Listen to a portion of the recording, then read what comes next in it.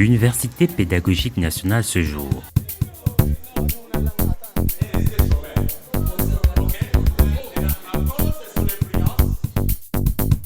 Des bâtiments rénovés pour la première fois depuis la création de l'établissement en 1961. Un campus qui fait rêver.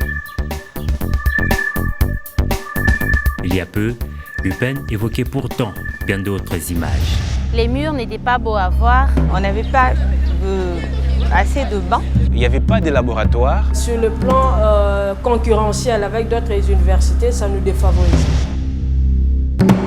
Vieille comme le Congo indépendant, l'ancienne école normale moyenne pilote, devenue Institut pédagogique national avant sa mue en université en 2005, accueille une dizaine de milliers d'étudiants dans ces 7 facultés. Les missions lui conférées par l'État sont à la taille de ce qu'on peut attendre d'une université pédagogique. Elles vont de la formation de cadres de conception à celle des formateurs, en passant par l'organisation de la recherche scientifique fondamentale et appliquée, orientée vers la solution de problèmes spécifiques du pays. Une bien noble mission. Mais l'institution est abandonnée à son triste sort depuis des lustres. Son patrimoine n'est pas à la hauteur des attentes placées en elle. Ses laboratoires sont sous-équipés, si pas non équipés du tout.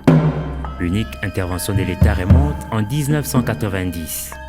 Mauvais timing.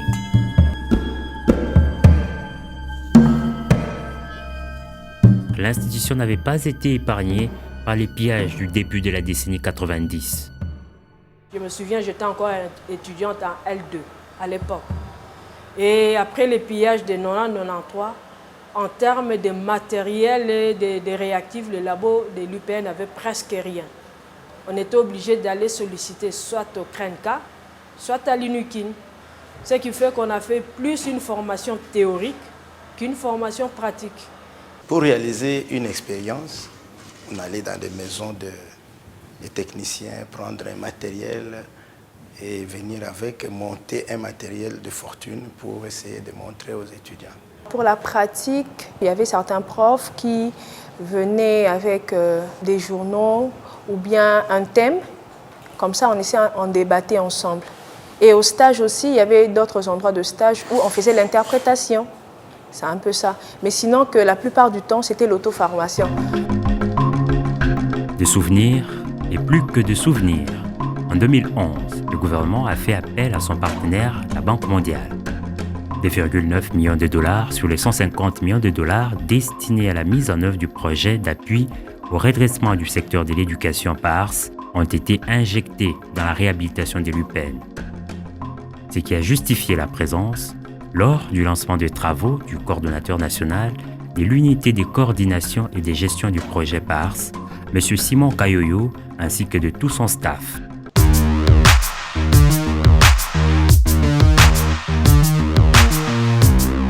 Aujourd'hui, le résultat est bien plus que palpable. Les rectorats, le bâtiment administratif, les bâtiments des sciences, les locales techniques ainsi que certains pavillons ont été réhabilités et équipés en mobilier. Mais le projet PARS ne s'est pas arrêté là. Sur le plan didactique, les différents départements de la faculté des sciences ont été équipés en matériel des labos. Ainsi, les locaux qui s'apparentaient hier au laboratoire de physique, de biologie et de chimie sont redevenus des labos au sens premier du terme, à la grande satisfaction du gouvernement, dont le ministre de l'Enseignement supérieur, universitaire et de la recherche scientifique Bonaventure Tshelo a visité les lieux. Avec ces équipements, les étudiants d'abord, ce sont les premiers bénéficiaires, ils concilient maintenant la théorie à la réalité. Donc, même s'il va lui-même aussi devenir enseignant, il aura la facilité d'expliquer ce qu'il a vu. Mais avant, théoriquement, ils avaient des problèmes, même au niveau de leur pratique ou de leur stage, d'expliquer ce qu'ils ont appris parce qu'ils ne savaient pas concrètement réaliser leurs connaissances.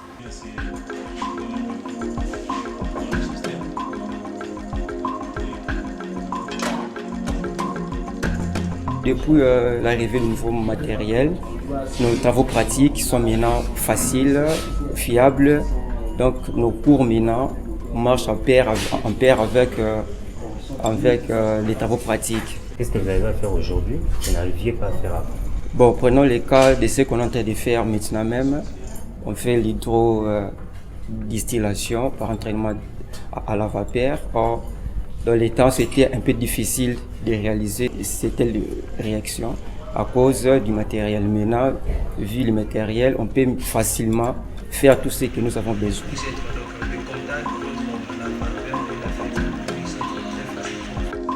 L'image du campus est bien redorée.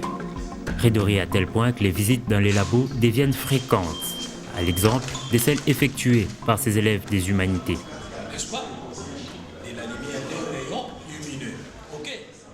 On a un cours de physique, on nous apprend beaucoup de choses par théorie et le prof a voulu de préparer une journée pour qu'on puisse expérimenter tout ce qu'on a appris à l'école.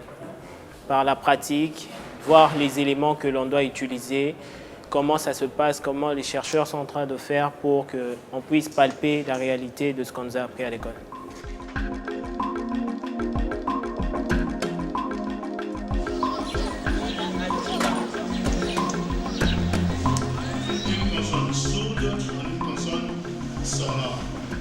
À travers le projet PARS, le gouvernement a également fait de l'UPN, avec l'appui financier de la Banque mondiale, une référence dans la sous-région en mettant son laboratoire des langues au diapason de la technologie. Nous sommes les seuls, du moins en Afrique centrale et puis ici au Congo, qui peuvent se dire que voilà, nous sommes dans la lignée de la modernisation, et puis de la modernité plutôt, et puis et surtout avec cette globalisation qui arrive, et puis nous sommes au plus haut niveau. Les programmes qui sont installés dans les machines sont vraiment bénéfiques. La grammaire et la lecture aussi. Et puis, il y a aussi des programmes qui sont liés à la culture. On voit comment les gens vivent aux États-Unis. Mais les médias sont visiblement les secteurs où l'évolution technologique est des plus fulgurantes. Les studios écoles ont été équipés pour préparer les étudiants à leur futur métier. Le potentiel note que cette cacophonie du... La théorie, c'est bien. Savoir ce que Shannon a apporté de telle ou telle chose, c'est bien. Jacobson a fait ça, c'est bien. Mais il faut le pratiquer. Et pour pratiquer cela, il faut avoir le matériel qu'il faut. À l'époque, quand on n'avait pas de matériel, soit on utilisait du matériel d'emprunt, on louait une régie mobile. Et on avait un partenariat avec Digital Congo. On louait la régie mobile de Digital Congo pour exercer des simulations, de reportages, de présentations de journaux télévisés et de journaux parlés.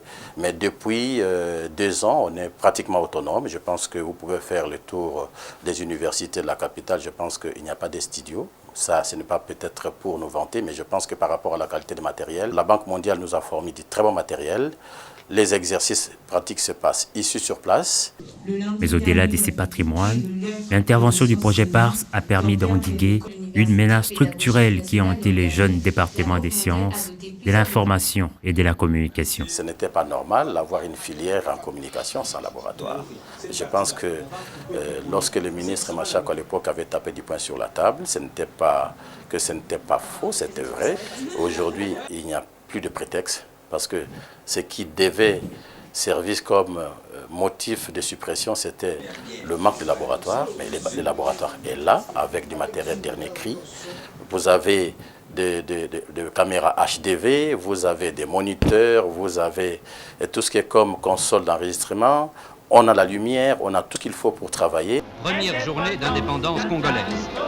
Accueilli par le président Kasavubu, le roi vient assister à Léopoldville au défilé inaugural de la République du Congo. Si l'UPN, ex-IPN et ancienne école normale moyenne pilote, créée en 1961 au lendemain de l'indépendance du pays, est aussi vieille que le Congo indépendant, la très célèbre citation du général belge Janssens ne s'applique pas à ces cas précis.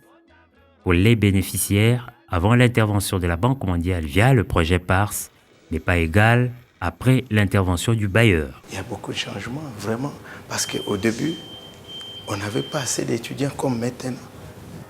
Parce qu'ils fouillaient des choses qu'on parlait théoriquement, ils ne voyaient pas, ils ne comprenaient presque pas.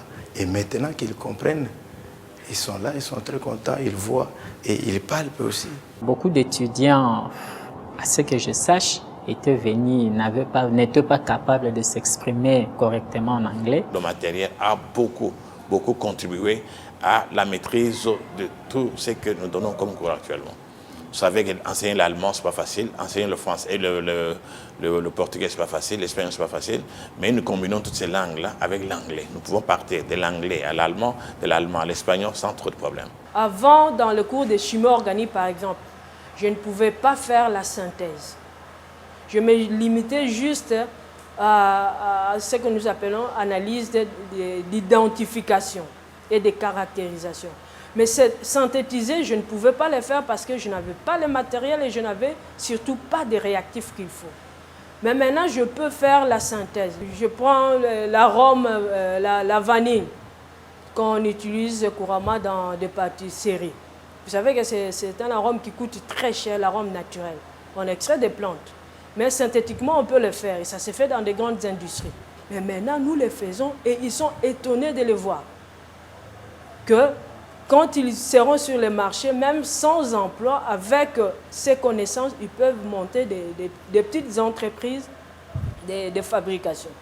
La Banque mondiale a fait quelque chose de bien, de meilleur, pour nous avoir dotés des matériels modernes. À la Banque mondiale, nous ne pouvons que dire d'abord merci parce que ils ont amené quelque chose de nouveau, parce que de la physique, on peut beaucoup expérimenter, on peut créer beaucoup de choses. Une expérience qu'un étudiant a faite avec ce que nous voyons dans les télévisions, une porte qui se referme seule, vous venez, ou une ampoule qui s'allume quand vous entrez. Les étudiants commencent à fabriquer ici. Certes, les labos ont été équipés, et même suffisamment équipés, mais seulement voilà, certaines machines au progrès technologique posent des problèmes à ses utilisateurs.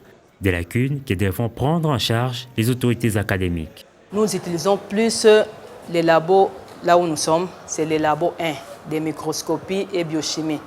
C'est le labo qui est plus utilisé, parce que les microscopes, nous les manipulons déjà.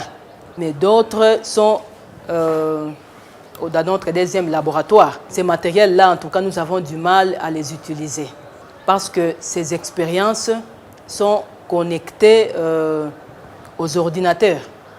Donc lorsque vous faites l'expérience, il faut lire les résultats à l'ordinateur et savoir les interpréter. Il faudra qu'on puisse un peu former presque les membres du département pour ces matériels-là. Sinon, ça risque de devenir un musée. Un musée, les gens viennent et ils visitent pendant que nous ne les manipulons pas. Si grâce à l'appui financier de la Banque mondiale à travers le projet PARS, le gouvernement de la RDC a réussi à redorer l'image de l'Université pédagogique nationale, le plus dur reste à faire pour les bénéficiaires. Protéger ces patrimoines pour qu'ils survivent à l'épreuve du temps. C'était une production du projet d'appui au redressement du secteur de l'éducation.